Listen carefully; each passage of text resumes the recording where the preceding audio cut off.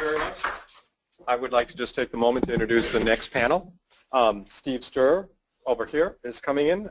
Steve, who is the former executive director of the Correctional Educational Association from 1986 to 2015, and is currently a consultant at the RAND Corporation and Vera Foundation for Pathways post-secondary education programs. Please take the panel, and we'll have questions after.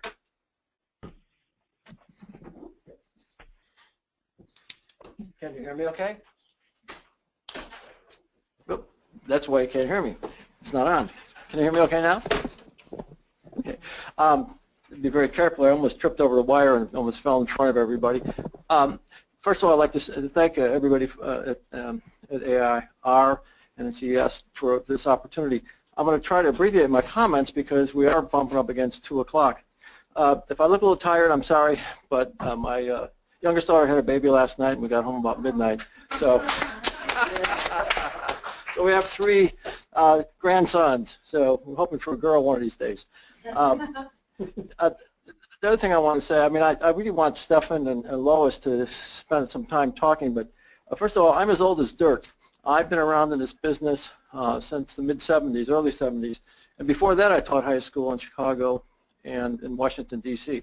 So I've seen a lot of problems with literacy because I taught in the poorer communities and only got involved with prison education like everybody else by accident in a PhD program. And I loved it as soon as I got there, but I was just amazed at the literacy problems, the numeracy problems, and to see these studies validate that is both encouraging and discouraging because we still have these problems that we've seen for years, and I'm not sure we're getting anywhere with it. I sent some questions out, talked with Lois and with Stefan beforehand. Some of these have been covered a little bit, so I'm going to try to abbreviate a little some of the remarks that I would have said and talk to you a little bit about the history. As I said, I've been in this business for a long time, and you have to be an eternal optimist to keep working in it because when I first went in the '70s, security versus rehabilitation was the name of the game. And so you had to convince everybody that it was worthwhile. So we wanted information, we wanted evidence that what we did was worthwhile and made a difference.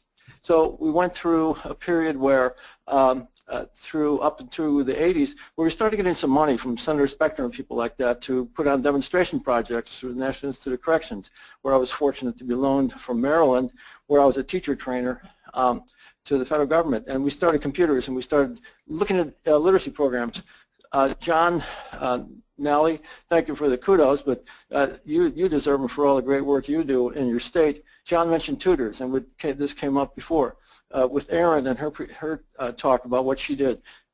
One of the richest resources we don't use are the inmates, the incarcerated people, whatever term is best to use nowadays, as a resource once they become educated. In Maryland, we had a terrific tutoring program with 400 and some tutors for years, and corrections was a little afraid of this, but because of the security problem of an inmate working with another inmate and getting something over them. But the positive part of it was all the wonderful things that happened far outweighed any security issues. The National Institute of Corrections literacy studies really pushed this whole idea of tutoring because when they nominated literacy programs that were really good, most of them had tutoring aspects, and it really got corrections to think more about using inmates, and we should do more of that. The other things that I've noticed, I was around when we had plenty of college programs in the '80s, and then in the early '90s we saw this whole thing against 3 strikes you're out, and we can argue about the politics of it, but we lost Pell Grants, and I was among those who wore out some shoe leather on Capitol Hill trying to fight when we knew we were going to lose the battle, but people from the Federal Bureau of Prisons were there, really knowledgeable legislators, but we lost that. In addition to that loss of Pell Grants, we also saw restrictions on other federal funding for vocational education, adult ed, et cetera, which we are still suffering from and still trying to eliminate with the Perkins Act and the Adult Education Act for allowing the states to use some of these federal funds. So we still are fighting some of the things that we saw way back in the 3 strikes and you're out. So I am a little concerned right now, and we can't get into the politics because that would not be appropriate here, but we have come so far so fast since George Bush started the Second Chance Act and Obama's administration picked up on it.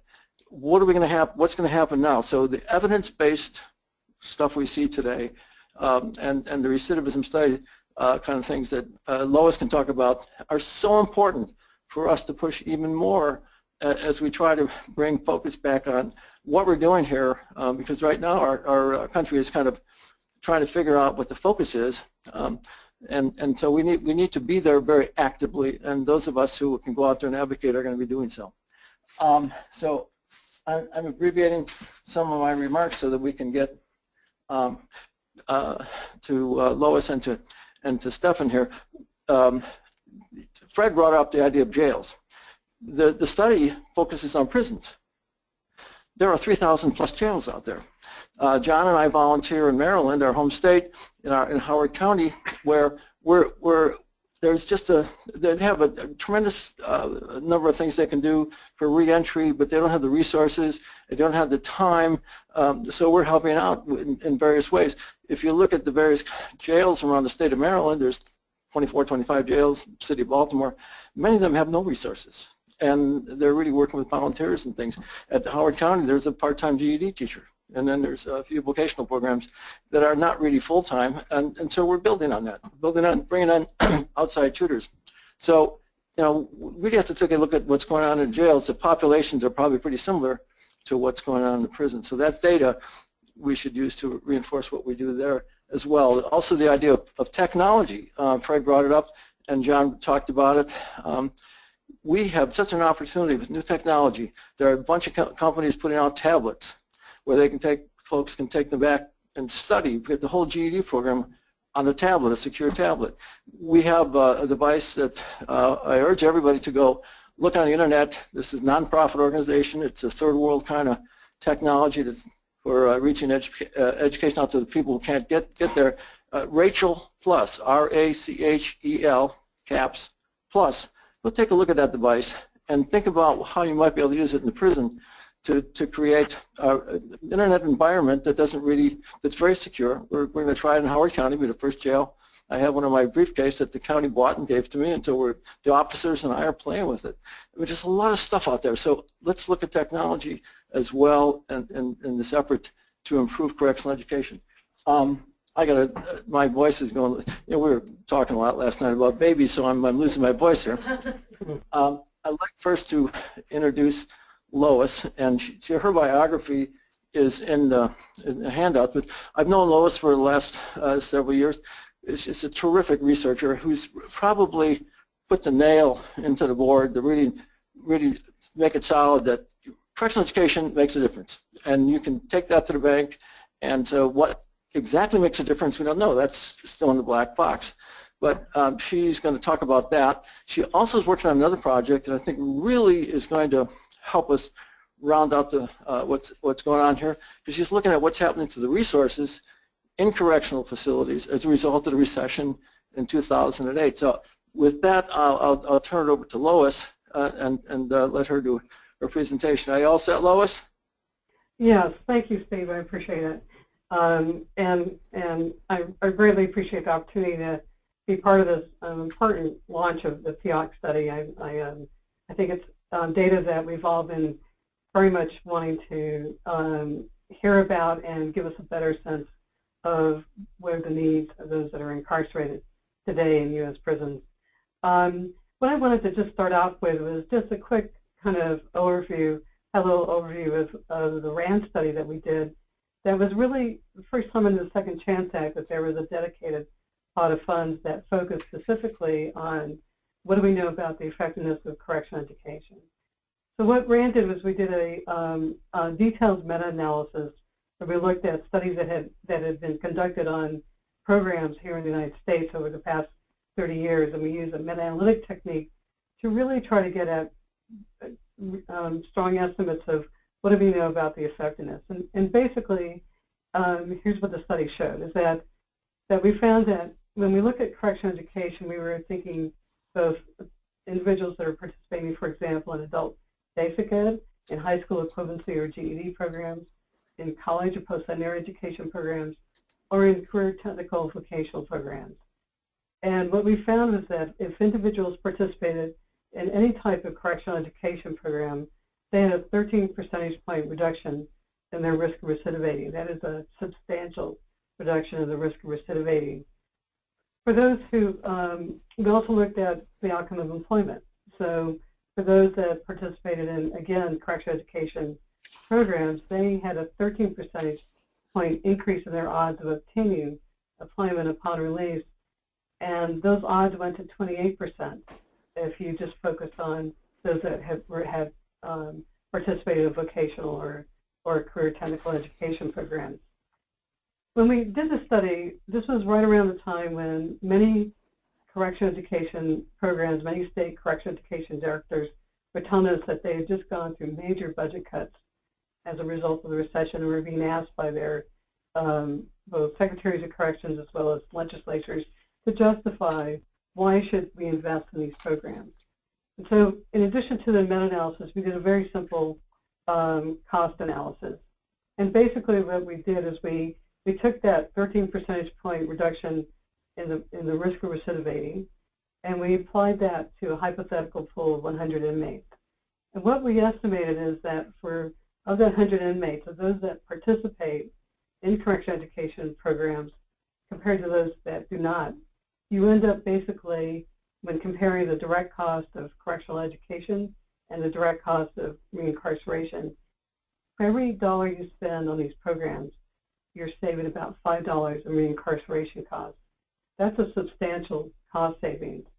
Now remember I said that correctional education programs reduce your risk of recidivating by 13 percentage points.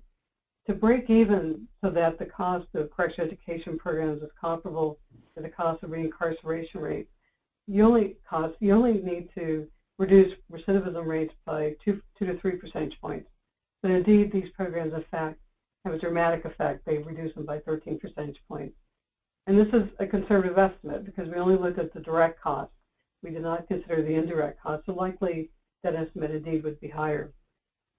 That study, I think, has, as Steve said, really has been very important for the field in the sense that it allowed those that are working in this area, those that are policymakers, to really stand back and say, okay, the debate shouldn't be about anymore whether or not these programs are effective.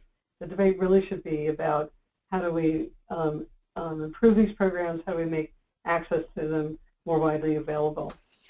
But I wanted to just give a little bit of context as we think about what does the world of corrections and correctional education look like today. The 2008 recession greatly impacted programs. If you are a state correctional Secretary of Corrections or Commissioner, when they were being pressured to reduce both the size of the prison population as well as reduce the size of the corrections budget, one of the soft targets is programs. And indeed, what we found was that that between 2009 and 2012, overall we saw a 6% decrease on average in correctional education budgets. But that decrease was even larger in those states that have larger prison populations. So what it meant is that we saw a time period where we had a dramatic contraction in the capacity of academic programs in prison, as well as a reduction in the number of students that were participating in these programs. At the same time, what was occurring is not only these programs being severely stressed, but also state correctional systems were being pressured to both demonstrate that they were achieving operational efficiencies, to change policies so that they're either changing who's coming in the front end. So we saw, for example, as John and Steve and Fred alluded to, you see states doing things like keeping low-level offenders that serve their time in jails, for example, in the community versus going to state prison. So you're kind of affecting who's coming in the front end, but they can also implement policies on the back end to get people out faster. So we did a survey of all 50 state correctional education, not state correctional systems, secretaries of corrections. And what we saw is that we went through a period where it was unprecedented, the number of prison closures that was happening in the United States. For example, between fiscal year 2007 2013, states reported closing about 148 facilities. some of the common reasons for doing so was that they wanted to consolidate offender populations and also close facilities with high operating costs. But one of the things that is done is when you close facilities, you may also be closing facilities where you're losing, for example, the computer lab space or the welding program space. So you're losing both classroom space, programming space at the same time that you're closing these facilities. But also you're consolidating offenders into fewer facilities now. So we're operating a more compact system. So what that means then is that you now have correctional facilities that are operating at 100% or higher capacity with very little room for programming. So this is the reality of when we think about how do we take the results of the PIAAC and understand that there's an important opportunity to really leverage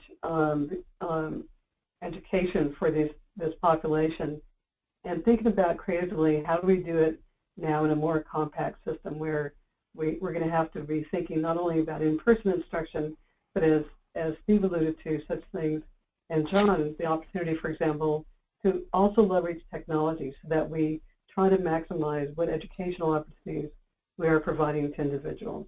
So I'll stop with that point, but I wanted us to just think about that larger context. Thank you, Lois. I have a question here in a second, but I want that came in from our local audience, and then I want to introduce Stefan here in a minute. One of the things that I would like to let our audience know here and online is that you spend a lot of time, as I do and some other folks, going to the American Correctional Association meetings and meeting with the secretaries of public safety. It's very important that we get our message out to the folks who actually run the systems, and they're very open to presentations on reentry and other areas. And so we will be doing the PIAAC study in January at the American Correctional Association meeting to all the secretaries of public safety, their group called ASCA, the Association of State Correctional Administrators. So that's an audience we really have to work with. I have one question here before I turn it over to Stefan. Lois, given the range of correctional education programs available, what are the types of programs which have the most dramatic effect on recidivism or on other objectives? So I think I know where you might go with this, but go for it. Okay. No, I really appreciate that question. I get asked that a lot. For example, if you're a state correctional education director and you have a fixed budget, where should you be allocating resources to maximize kind of the educational opportunities?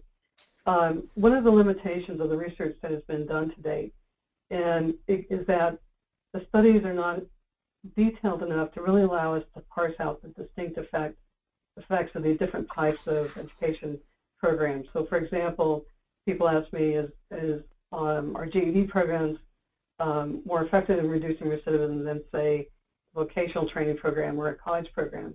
We can't really say that because we can't really parse out. An individual may, as the earlier speaker, the one young lady went through her experiences, they may be participating in a range of different programs while incarcerated. And so they may, for example, at the time of the study, being participating in a college program, but at the same time, they may have taken vocational programs, et cetera. So we don't really have the data yet to parse out those distinct effects. That said, it's where I often talk about the need to get inside the black box of correctional education programs, because what people really want to understand are what program elements are associated with effective programs. They want to know what models of instruction, for example, and curriculum delivery are most effective, who benefits most from different types of programs, and how much does dosage matter? In other words, does it matter that someone spends 5 hours a week in the classroom, or is it 10 hours a week? That is that cut point that really makes a difference to whether or not that individual will be successful. So those are the kind of questions that the field still very much needs to address. Thank you, Lois, and I'm sure there'll be some more questions. I want to turn to Stefan here. I've known Stefan for quite a few years, met him first in Massachusetts some years ago, where he was working at the Boston jail and at the House of Correction in Boston, and he had a terrific career there. We had him come to Maryland, where we're even happier that he spent some time running the pre-release facility in Maryland in Montgomery County. And so he's had a lot of years of practical experience, and I think that's important because, we've heard from Erin about her experience as one of the folks who's incarcerated. We need to hear a little bit about somebody who has to administer these programs. So I'd like to turn this over to Stefan, who's now with the Council of State Governments, doing all kinds of great work in reentry. Great. Thank you, Steve. So let me begin by saying that I think this report helps make the compelling case, along with the report that Lois authored at RAND, that correctional education has to be a foundational element of our reentry strategies. Both in my correctional experience, and Fred Patrick joins me in having some correctional background, the best run facilities, the cleanest, the most orderly facilities, those with the greatest staff morale, those that achieve the greatest accreditations, are ones that have strong correctional education and other rehabilitation programs. And I think Lois described how challenging it has been now for correctional authorities to run programs given real significant budget constraints. Right now, I work with the Justice Center, which is, we are a national nonprofit organization with the Council of State Governments, and we seek bipartisan, consensus-based criminal justice reform issues. And in my capacity with the National Reentry Resource Center, we work with the federal government in distilling lessons from the $500 million that the federal government has invested in reentry through the Second Chance Act over the last decade. I'll say since 2000, the federal government has put about $1 billion into reentry programs, funding both grant programs at the faith-based initiatives up to full state recidivism reduction initiatives. We've also run demonstration programs, and we also have a clearinghouse. So we curate sort of the best materials there are on reentry at www.nationalreentryresourcescenter.org. With regard to this report, without sort of repeating some of the other comments, what sort of interested me in the lens of are we subscribing to sort of the best, to the lessons of what is effective in reentry? And one issue, sort of two issues came out. One is huge gap of services. There's a huge missed opportunity, and I think we know that. It's in pre-release planning, both in our jails and in our prisons, correctional education, along with other evidence-based practices, programs need to be part of a larger reentry plan. Interestingly, in this report, they indicate that those individuals who had the highest levels of numeracy and literacy were the ones enrolled in this program.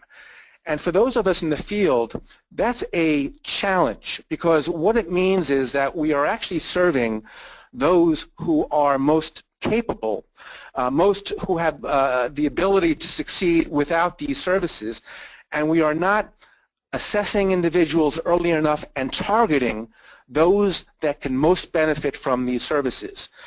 John Nally made mention of incentives, and I'll say I am a big believer in making sure that on entry we are developing assessments, we are determining who needs to receive what services, we are tailoring those services for the correctional environment, and then we are providing the incentives for individuals to follow that game plan. So our evidence-based practices, again, learned over the field, are we targeting the right people? This report indicates perhaps not. Right now, most of our programs are populated through self-selection. And when you have a wonderful, spokesman, as we did before with Erin Alomar, you can see that individuals who are most capable are the ones that are going to go to all the programs. It helps, as she said, pass the time. It's productive use of her time. We need more of those programs, but we specifically need those who are in highest need of the services. Correctional education needs to be accompanied by other evidence-based programs like cognitive behavioral programming, drug abuse, substance abuse treatment, and others. There needs to be a game plan of coordination of these programs and a sequencing of these programs. You know, the third piece, as I said, is making sure we tailor the reentry plan for the correctional environment. You know, a correctional education program in a jail for an individual who's going to wrap up in 90 days is going to look much different than an individual who's serving 5 years. You know, John gave an example of, do you layer another remedial math program on another remedial math program? Well, you don't. If you have somebody in the jail who's going to be out there, you know, you look for correctional education options that may be more certification oriented. You may look at a serve safe food hygiene type certificate that's industry recognized and focus attention there. And then the fourth element is just make sure that we're monitoring our programs. Make sure they really have fidelity. You know, correctional education is not a nicety, it's an essential. Those of us delivering it have an obligation to make sure that we have the right teachers, the right curriculum, and we have the right dosage. I think it's commonly said by teachers and also by students, you know, teachers will say it's the best gig I've ever had because they have students who are very eager and motivated, and students, and this is always a surprise when you bring in visitors, just how motivated they are, how bright they are. When we're able to create a safe, clean, pro-social environment, they can excel, and that's something that we need to continue to do. And the last piece, just in the work with the National Reentry Resource Center, we're working with businesses around the country, and several hundred of them have signed on to a Fair Chance Business Pledge, which has said we are interested in fairly and appropriately looking at individuals who have criminal records to fill our vacancies. We have over 70 million individuals in this country that have criminal records, and there are tight labor markets right now. So a lot of our work at the National Reentry Resource Center is making sure corrections, workforce development, which includes correctional education, community colleges, we're aligned to reduce recidivism, as well as benefit the individuals and their families. Thank you, Stephan. I have a couple questions in here. First of all, I want to emphasize something that's been said a couple times now, incentives. John Linton and I have been talking with John Nally about his incentive system and the study he's doing about how to do the incentive system without getting into all kinds of legal problems. And we're talking very actively in Maryland with the Maryland Alliance for Justice Reform about maybe putting this into some type of a legislative discussion with the reinvestment board that's been created. So it's one thing to have people who want to go to school, which we've seen today is important, and that people are incarcerated would just like to go to school for many reasons, most of them good, but not having the proper incentives because there's often disincentives or limited opportunities. So something we ought to really take a good look at. A couple. Steve, on that, on good time, on step down possibilities, you can create behavioral modifications through a level of incentive systems to ensure that those who need these services are in those services. Some, as John was alluding, they are aware and they have some shame about their low-level literacy programs. We need to help them get into the classroom and make sure that in the classroom their needs are appropriately being addressed. And that is, you know, requirements like you don't get an institutional job, you know, if you don't have your GED. Your educational program is going to come first and foremost. You are, if we give out good time for food service or institutional jobs, we're going to give it out for participation in educational programs. If you don't participate in an educational program or reentry, we're not going to step you down from higher level custody to medium or to minimum. There are all sorts of incentives that good administrators in corrections can use to ensure that the right individuals are in our programs.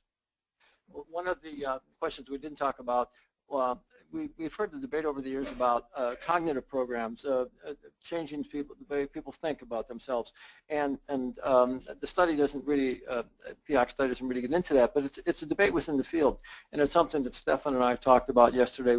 We don't think that these kinds of things ought to compete with each other, but they ought to be a part of the same program. So very often you go into a prison or a jail and there's there are these cognitive programs of various sorts, which are terrific, but they shouldn't be a substitute for the skills and the thinking, the basic skills and vocational skills and thinking skills and in terms of comprehension. So we should look at correctional education as a bigger, more comprehensive thing. I don't want to, as I mentioned earlier, we don't need to get into the politics of today's politics, but we should get into what are we doing with what we know to influence folks at the state level and at the federal level. Most money is spent at the state level or at the local level for correctional education. We do have I don't know what the percentage is now. It used to be 10% of the monies that went in state facilities were federal. I'm sure that's down, but we need to. I think one of the biggest incentives for at the federal level is going to be whether or not we continue to have the federal support for post-secondary education. So I work for a nonprofit group voluntarily called CURE.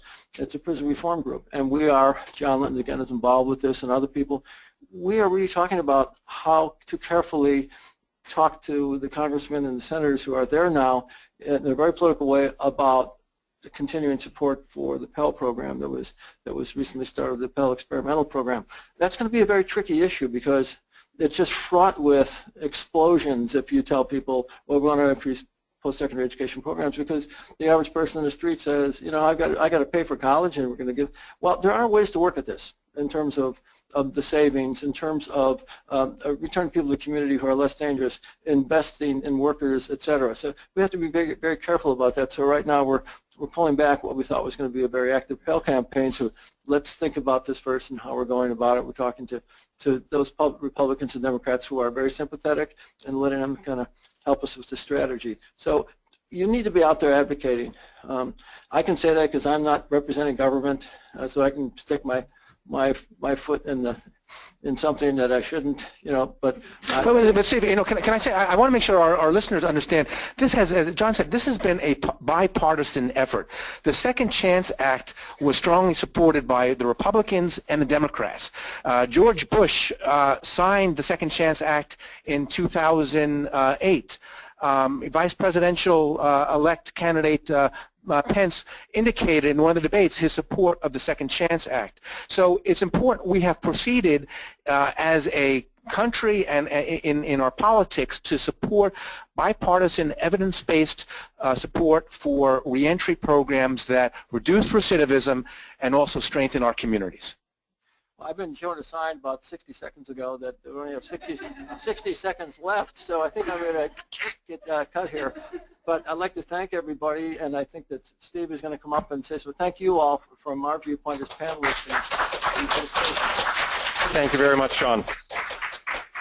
Thank you very much, John, and thank to all who are here. We have one last-minute breaking news to report here, that the IDE is now live with PIAAC prison data, which is to say that if you want to go on, you can find on the NCS website, which may show up here on the screen in a minute, but I want to just make sure that we give proper thanks where thanks are due to those who organized this event, to all those who were able to join us. Online, not only Lois and John, but in addition, all the participants, people who came to listen in and follow along. On the screen now is the NCS website, which I just want to walk you through. If you go to the NCS website and go to the International Activities Program, you can find here a list of all of our pages. PIAAC is one of the ones that you can get to in two ways. Click on it, and it will take you to the What is PIAAC page, our home page. We have prison data information on the prison study, and we also have the PIAAC Data Explorer. This is an online tool that is available for our data that if you agree to not use it in inappropriate ways, you can get on and take a look at any of the data sets. I'm clicking here numeracy. Just to give an example, you would click on the choice of household and prison population, and once you are in it, then you can choose down below here to look at either the prison population by itself or prison population and the U.S. household. Once you've made your selection, you can guide through. It's a matter of simple clicks, and you choose any of the variables you want, then take a look at